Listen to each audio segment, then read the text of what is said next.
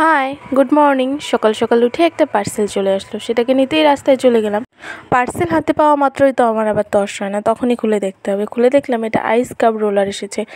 এখন তো এটাকে আমার কাজে লাগাতে হবে। কি করব ভাবতে ভাবতেই অ্যালোভেরা গাছের ওখানে চলে গেলাম। বৃষ্টিতে না অনেক অ্যালোভেরা চারা গাজিয়েছে, কিন্তু কোনো অ্যালোভেরার পাতাগুলো সেরকম মোটা হয়নি।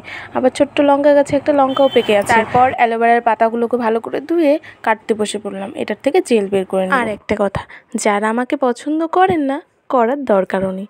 সবাই পছন্দ করলে জিনিসটা খারাপ দেখায় না। তারপর অ্যালোভেরা জেলগুলোকে বের করে নিয়ে আইস কাপের মধ্যে ঢুকিয়ে দিলাম। এখন এটাকে নিয়ে ডিপ ফ্রিজারে রাখার পালা। আমাদের ডিপ ফ্রিজারের অবস্থাটা দেখো, বরফে জমে গেছে, ঢুকছিলই না। তারপরে সুইচটা অন করে দিলাম।